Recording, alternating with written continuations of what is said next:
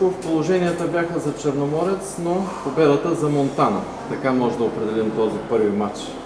За съжаление, така се получиха нещата в самия двубой. За мен един двуостър двубой срещу един много добър отбор, добре организиран. Действително имахме ключови моменти, в които можеше да решим матча. И при 0-0 имаше ситуации, в които трябваше да отиграем по-класно и по-бързо да преминем от едната фаза в друга и да използваме тези моменти, които искахме да имаме. Не успяхме, след това при негативния резултат отново имахме шансове за отбелязване на изравнителен гол и оттам евентуално да търсим победата, но за съжаление не можахме да отбележим гол. Това го има в футбола. След това допуснахме загубата, която получихме. Отчитам го най-вече според мен това, че отборът първо се изгражда и те първа футболисти ще почват да привикват един друг. Ние тук в последните 1-2 дни взехме един човек, преди 4-5 дни още един човек. Няма самата спойка, самата сплав в отбора, но да се надяваме, че с течение на времето ще придобием малко повече увереност и ще успеем да сгубим още по-добре. А на какво давате в 90-та минута сам срещу вратаря, опитен футболист? Да, тръгвате с точка, там няма как да... Ами вижте, Диан Христов е един футболист, който отбелязва много голове. Случва се на абсолютно всеки да сгреши. Аз не мога да го обвиня, че той изтърва това положение. Да, действително това положение беше на опитен футболист, но бъдете сигурни, той в съблекалната беше ядосан, че не е успял да отбележи. Според мен не мога да кажа в липса на умение, защото той има умение да ги прави тези неща. По-скоро на мал шанс трябва да го дам, защото Диан Христов от такова положение, може би от 10 друг път ще вкара 10, но за съжаление точно днес нямаше късмет, не можа. Предстои бургаско дерби. Ами да, предстои другата седмица бургаско дерби. За него ще мислим от понеделник, когато е следващата тренировка на отбора. Още сме под плод на емоция от изминалия матч. И през това време ще се опитаме да анализираме нещата, които трябва да поправим в нашата игра от този матч, това, което видяхме.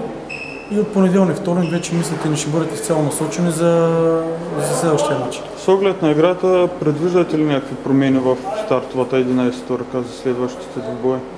И допълнение на този въпрос, подведе ли ви някой от опитните рутинирани играчи в тази първа среща? Визирам конкретно Искрен Писаров и видяхме включването на Даниел Стоянов бе много успешно. Ами вижте, аз ако знаех кой как ще се включи и кой как ще играе, ще да предпочита него. Изборът за стартовия състав си е изцяло наш. Не мога да кажа, че някой от играчите ме е разочаровал. Няма такива, да, имаше някой, който примерно му спореше малко повече играта, имаше други, които не се представиха толкова добре. Даниел наистина заслужава адмирации, защото се включи по един добър начин. От тук нататък за мен е още рано да се мисли за стартовия състав за матч с Бургас. Имаме няколко тренировки, които трябва да се проведат. Естествено, дано няма и някаква контузия, да можем да изберем оптималните футболисти, които имаме като бройка. Но пак да казвам, че ако ме питате за някакво разочарование, няма разочарование. Да, може и някои състезатели да се представят по-добре, но това го има навсякъде. Не може всичките във всеки един матч футболисти да бъдат на топ ниво в отборите. И дори и големите футболисти. А това ли ще бъде окончателният състав вече на отбора, с който ще работите през есенния дял, или са възможни още една-две промени от някакви нови имена? Възможни са още една-две промени, ако можем да направим. Ако намерим качествени футболисти, които да спомогнат за това нашия отбор да вдигне класата си, естествено, че можем да привлечем.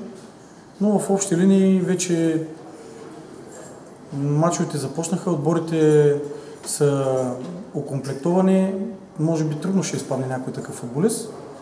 В интерес на истината, наистина има сонтажи, има разговори с определени хора, но всичко е въпрос на време. Вашето лично желание на какъв пост искате да се подсилите състава?